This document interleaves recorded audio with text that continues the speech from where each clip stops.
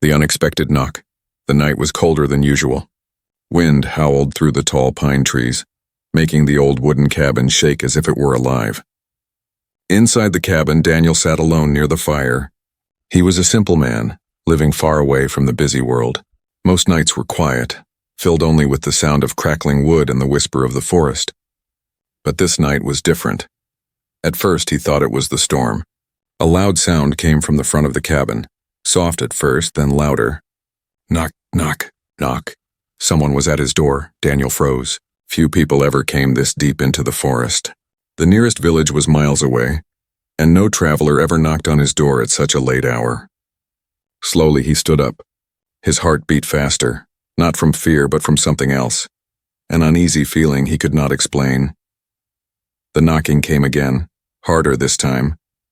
Whoever it was seemed desperate. Daniel walked toward the door, each step echoing in the silence. He placed his hand on the wooden handle, then stopped. What if it's trouble? He whispered to himself, but something told him he had no choice. He opened the door. What he saw made his breath catch. Standing in the rain was a woman. No, not a woman like he had ever seen before. Her skin was pale silver, shining faintly under the moonlight. Her hair clung to her face, wet and tangled, and her large eyes glowed a soft blue. She was holding a small boy in her arms. The boy's face was tired, his cheeks hollow, and his tiny hands clutched her torn cloak tightly. Please, she said, her voice breaking. Just one night. Daniel did not move at first. His mind raced. Was this real? Was she human? No, her features were too sharp, her skin too strange. She was something else, something not from this world. The boy whimpered, shivering in her arms. That sound broke the silence in Daniel's heart. Without another thought, he stepped aside. Come in, he said quietly. The woman lowered her head in gratitude and stepped inside. The boy buried his face against her neck, too weak to look around. Daniel shut the door, locking out the storm, but he knew the real storm had only just begun. Inside the cabin, the fire glowed warmly. The woman stood close to it, trying to warm the boy. Daniel noticed her clothes, ripped, dirty, and burned in places. She looked like she had been running for days. He fetched a blanket and handed it to her. She hesitated before taking it, as if unsure whether she could trust him. Slowly she wrapped it around her son. Thank you, she whispered, her voice soft like the rain outside. Daniel sat across from her, still unsure what to say. His eyes studied her face. Her skin shimmered slightly, almost like metal, yet her expression was filled with pain and exhaustion, the same as any mother he had ever known. What's your name? He asked. She lowered her eyes. Lyra. And the boy? Her lips trembled. My son. Aaron? Daniel nodded, but questions burned inside him. Who were they? Where did they come from? Why were they out here in the middle of nowhere? The boy opened his eyes for a moment. His gaze met Daniel's, and for a second, Daniel felt something strange. The boy's eyes glowed faintly, the same soft blue as his mother's. It was not frightening. It was sad, heavy, as if he carried a burden far beyond his years. Daniel cleared his throat. You can stay tonight.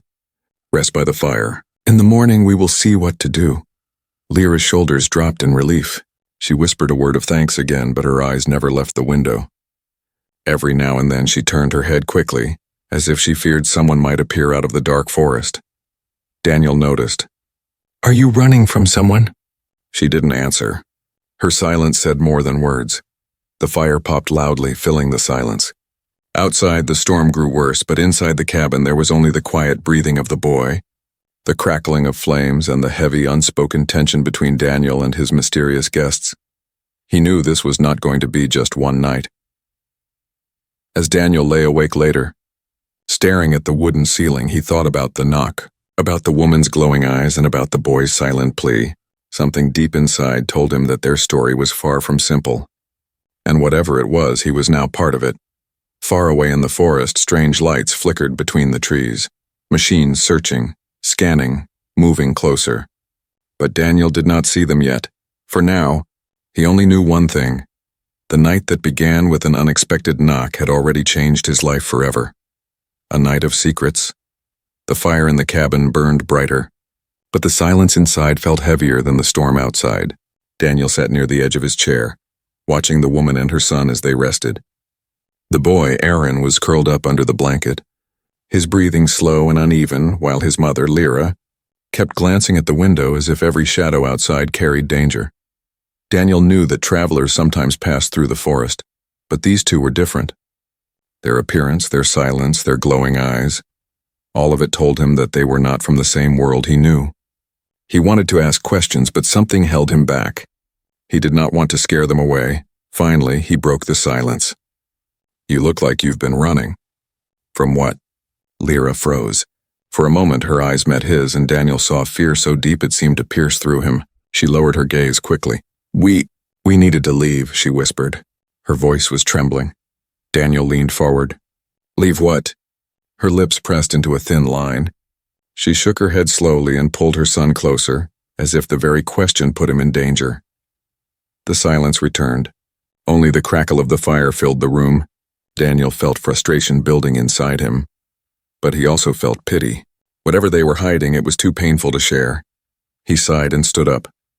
"You're safe here for the night. That's enough for now."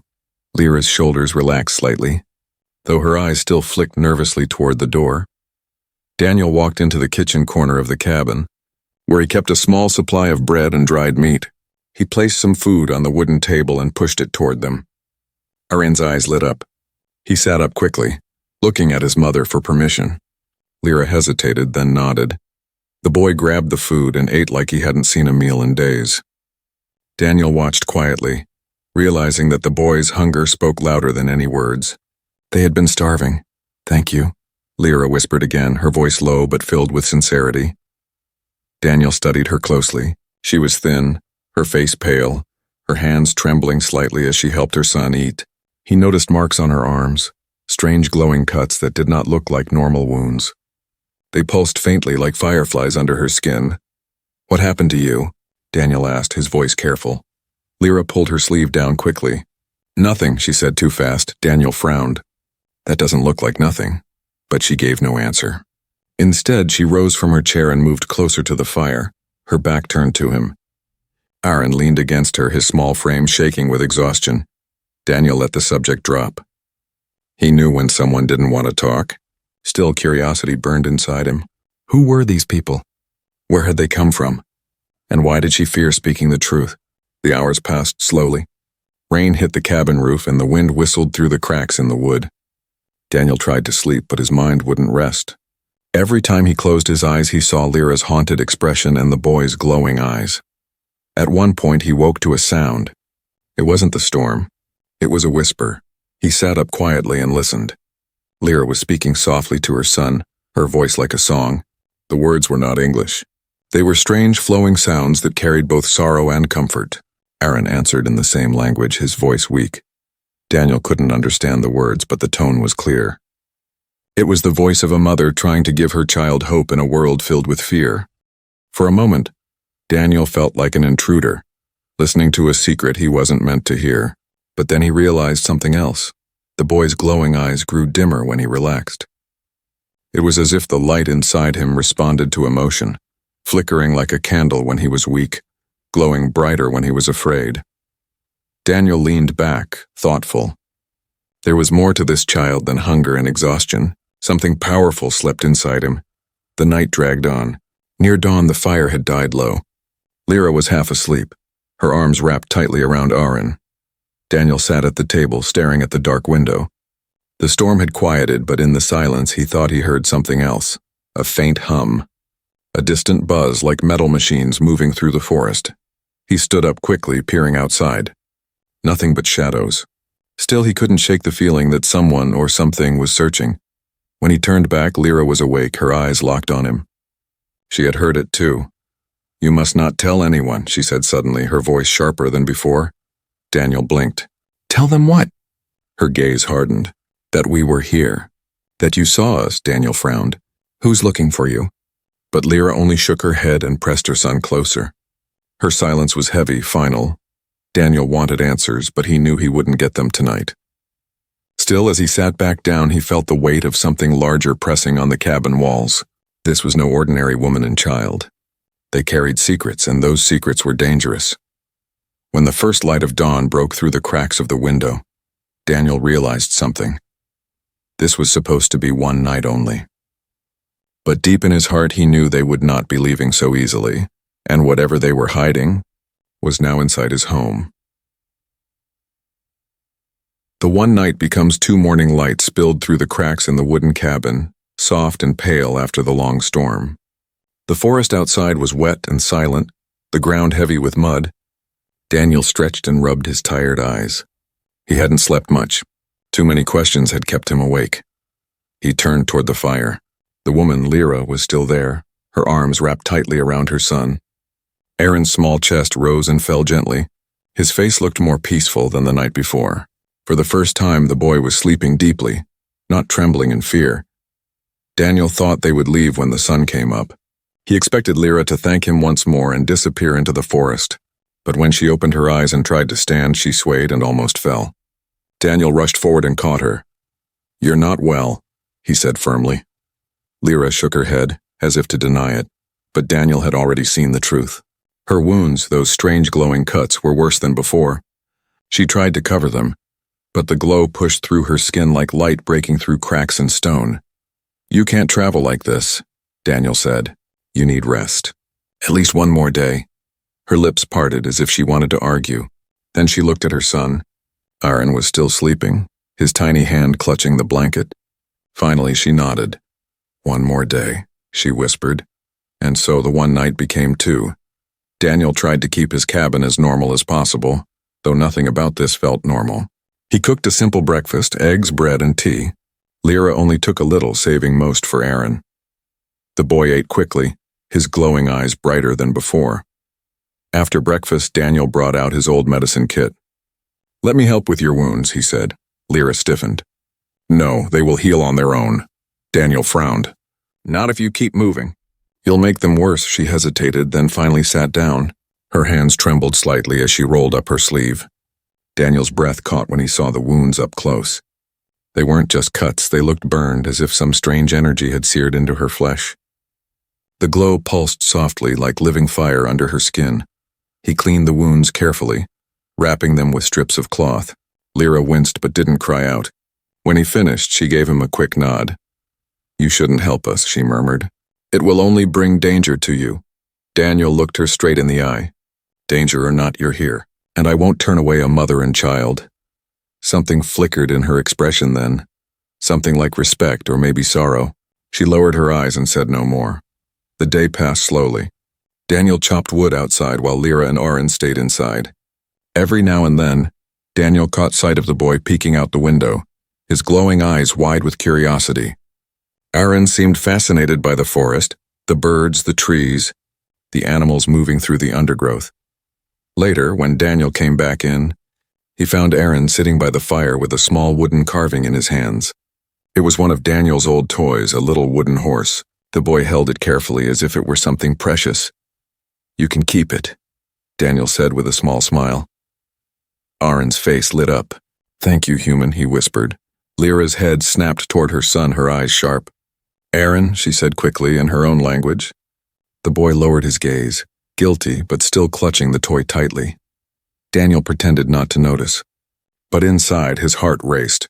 Human. The boy had called him human. That meant Lyra and her son were something else entirely, and they knew what he was. That evening, as the sun sank behind the trees, Daniel spotted movement in the distance. Strange lights flickered again between the pines, faint but steady. His stomach tightened. When he returned to the cabin, Lyra saw his face and knew at once. "They are searching," she said quietly. Daniel's voice was low. "Who?" Her eyes darkened. "Hunters." The word chilled him. "They will not stop until they find us," she added. Daniel's jaw tightened. He didn't know who these hunters were or what they wanted, but he understood one thing. Lyra and her son were running from them, and they were willing to risk everything to escape. That night, Daniel lay awake again, listening to the quiet breaths of his guests. The forest was calm, but he could not shake the image of those lights moving closer. He thought of the boy's glowing eyes, the mother's wounds, the strange language they spoke in whispers. He thought about the choice he had already made without realizing it. He had opened his door. He had let them in, and now there was no turning back. The one night had become two. Soon it would become more. Daniel did not know it yet, but this decision would change his life forever. Far away, deeper in the forest, the hunters tightened their search, their machines humming like predators in the night. The cabin's fire burned softly, a fragile shield against the darkness, shadows in the forest. The second night in Daniel's cabin was quieter, but the silence carried a different weight. The storm was gone, replaced by the soft rustle of trees and the call of nightbirds, yet Daniel couldn't shake the feeling that danger was close. He sat near the window, staring out at the dark forest. The moonlight spilled between the tall pines, casting long shadows across the ground. It should have been peaceful, but Daniel's chest was tight. He kept remembering the faint glow he had seen, the strange lights moving through the woods. Behind him, Lyra and Aaron were asleep by the fire. The boy was curled into his mother's arms, his breathing steady. But even in sleep, his small hands clutched at her cloak as if afraid she might disappear. Daniel leaned forward, his fingers tapping against the wooden window frame. He didn't want to believe that machines or hunters, whatever they were out there. But Lyra's voice echoed in his mind. "They will not stop until they find us." He sighed and stood up, grabbing his old lantern. Quietly, he opened the cabin door and stepped outside. The night air was cold, fresh after the storm. Daniel moved carefully across the porch, lifting the lantern high. The trees swayed gently, but beyond the first line of trunks, the forest seemed darker than usual, as if it were hiding something. He walked a little farther, boots sinking into the wet ground. His ears picked up the faintest hum, like the low vibration of engines. He froze. The sound was coming from deeper in the woods. He turned down the lantern quickly and crouched behind a fallen log. For a moment, nothing moved. Then he saw it, two faint beams of blue light sweeping across the trees, moving slowly like eyes searching the ground. Daniel's breath caught. Machines, just as Lyra had said.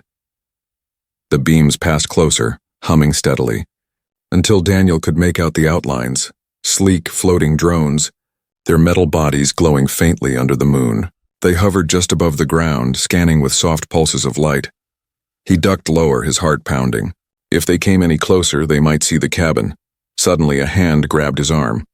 Daniel nearly jumped, but it was Lyra. She had followed him silently, her face pale under the moonlight. "You shouldn't be out here," she whispered sharply.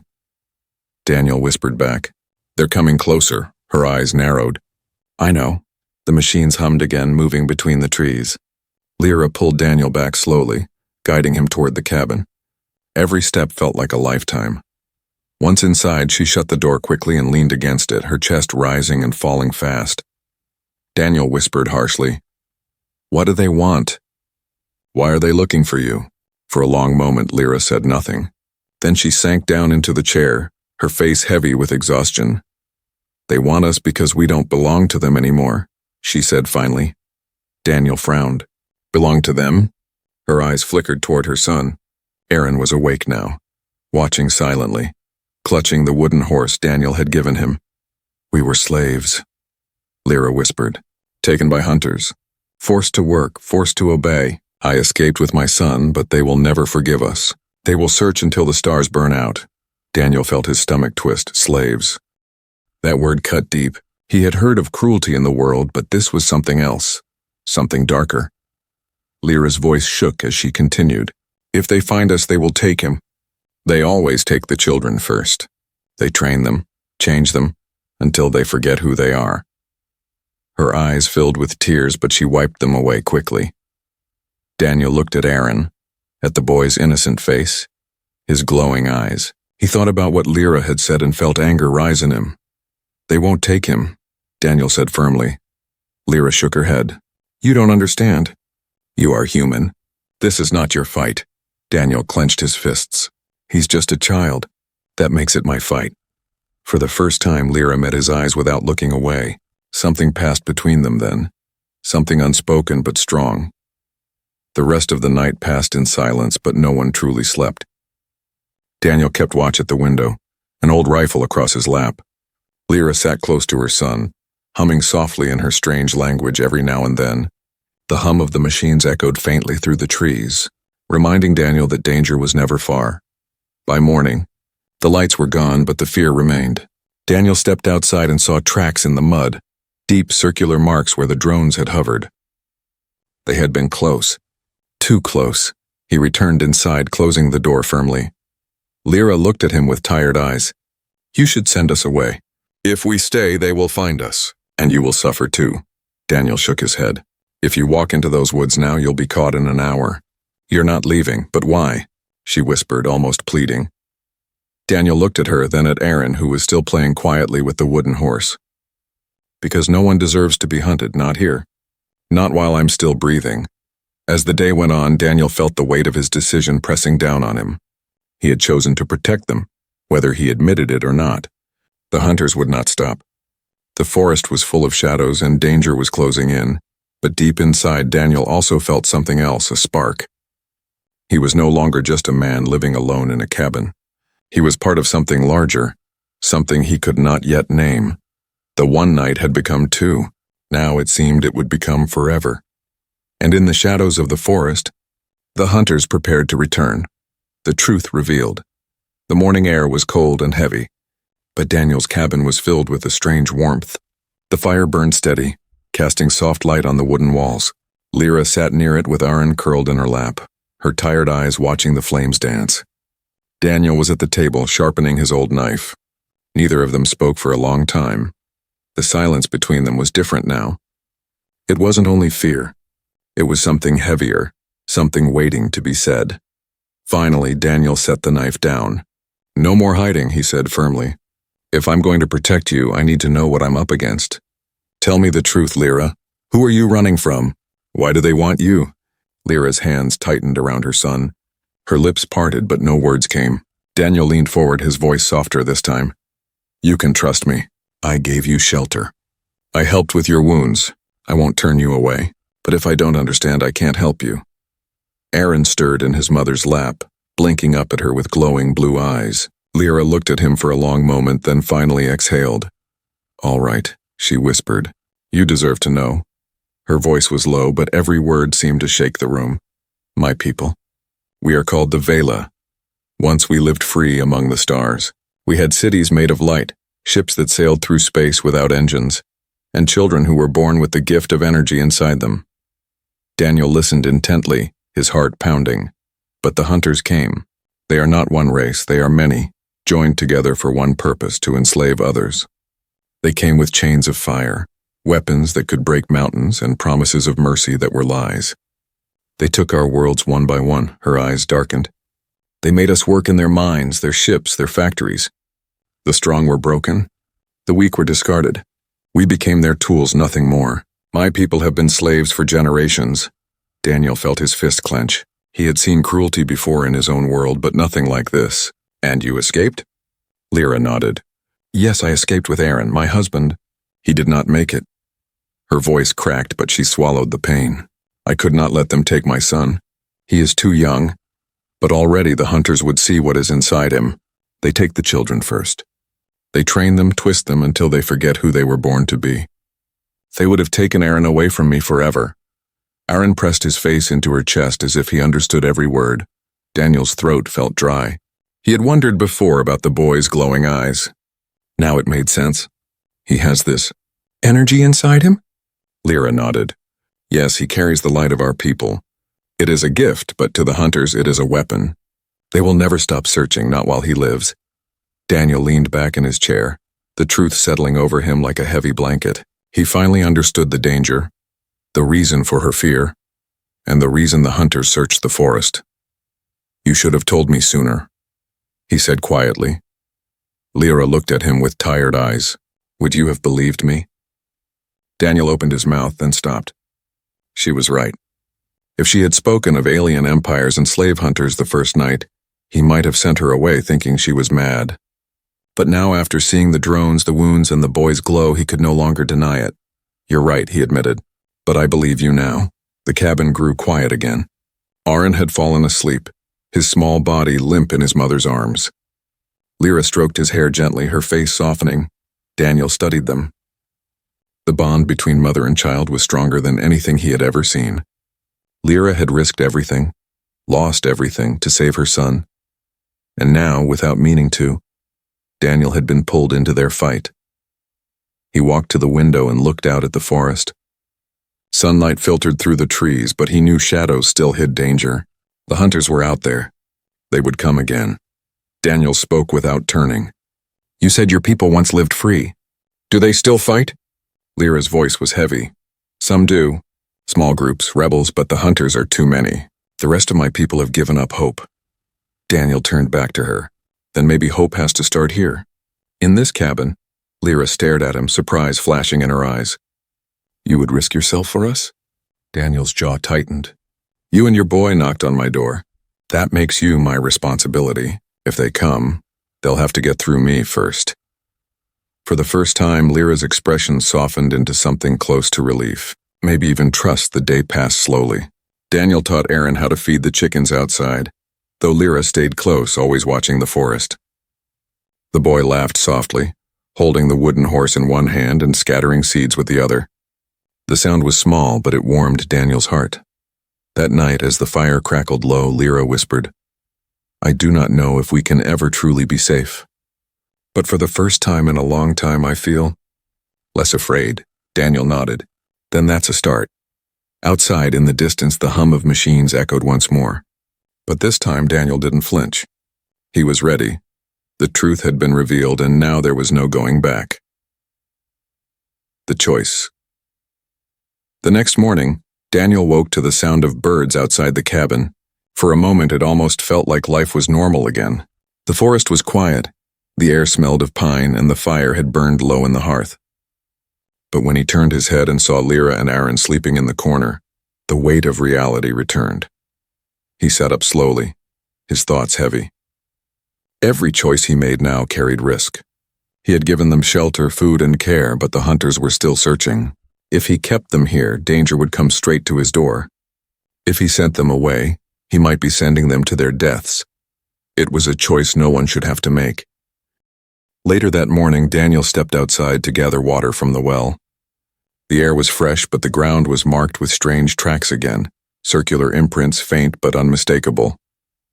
The hunters had been nearby during the night. His chest tightened as he carried the bucket back to the cabin. Inside, Lyra was awake, feeding Aaron a small piece of bread. Her eyes met Daniel's, and for a second he saw the same fear in them that had haunted her since the night she arrived. "They're close again, aren't they?" she asked softly. Daniel nodded. "Closer than before." "They're not giving up." Lyra looked down at her son, brushing crumbs from his cheeks. "Then we cannot stay here. You have already done too much. If we remain, they will find us and you will pay the price." Daniel set the bucket down firmly. "If you leave, they'll catch you." "I saw the tracks. They're tightening their search." Her eyes filled with sorrow. "So what choice do we have? To wait here until they break down your door?" The cabin grew quiet. Aaron played with the wooden horse in his hands, humming softly, unaware of the heavy words around him. Daniel watched the boy, then looked back at Lyra. "You do have a choice," Daniel said slowly. "You can stay. And if you stay, then I'll fight for you." Lyra's head snapped up. "You don't understand what you're saying. These hunters are not men with guns. They have machines, weapons stronger than you can imagine. You cannot stop them alone." Daniel gave a small, humorless laugh. "Maybe not. But I won't sit by and do nothing. You came to me for shelter. If I send you out there knowing what waits for you, I'd never forgive myself." Her hands trembled as she clutched Aaron closer. Why would you risk your life for us?" "You owe us nothing." Daniel's voice was steady. "Because no one should live in chains. Not you, not him. And because once I opened that door, you became my responsibility, whether you like it or not." For the first time, Lyra couldn't answer. She looked at Daniel with wide eyes, and in them was something new. Not just fear, but hope. That night, Daniel prepared as best he could. He checked his rifle, sharpened his knife, and made sure the cabin doors were secure. He even set small traps around the clearing, wires and noisemakers to warn him if something approached. Lyra watched him quietly. "You are preparing for a war you cannot win." Daniel looked back at her. "Maybe, but sometimes winning isn't about surviving. Sometimes it's about protecting what matters, even if it costs you everything." Her eyes softened. She wanted to argue, but the words never came. Instead, she whispered, "Thank you."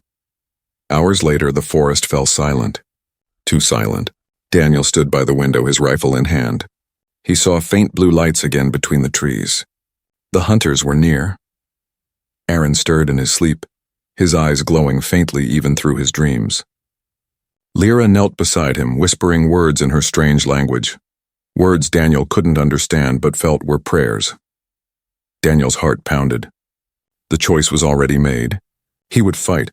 Suddenly, a loud hum filled the air. The lights grew brighter. Shadows moved between the trees, and Daniel saw them clearly this time. 3 drones gliding through the forest, their scanning beams sweeping across the ground. "They found us," Daniel said. Lyra's face went pale.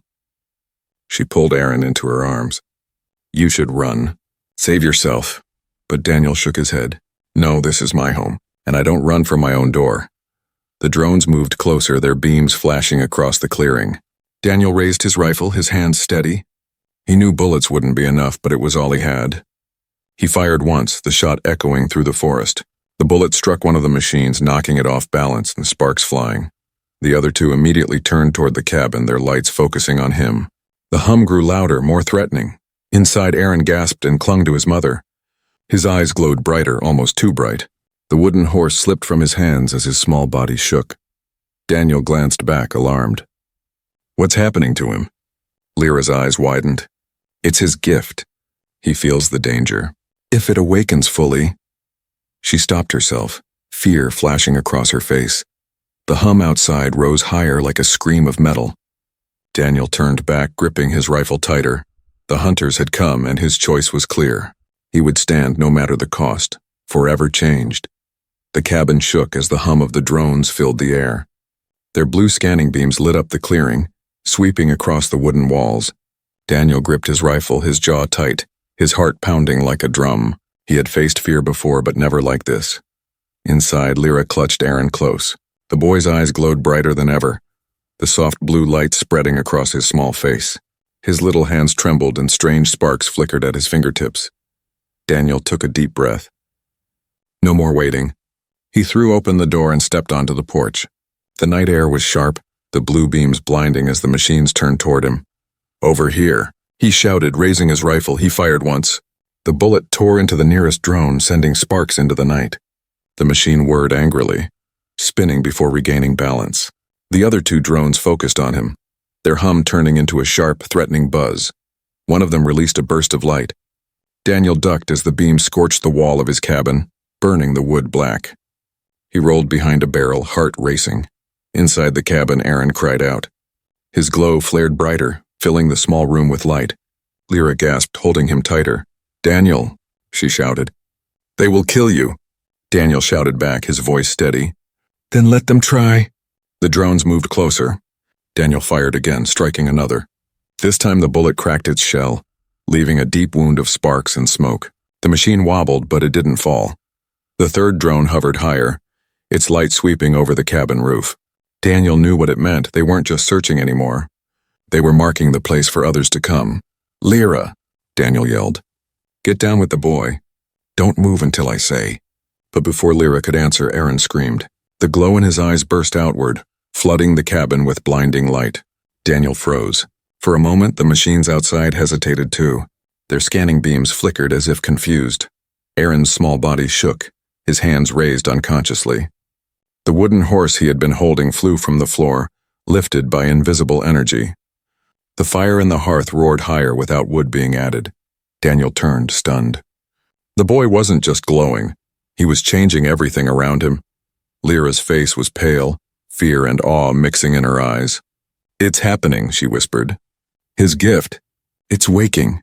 Aaron cried out again, and the energy exploded outward. The window shattered.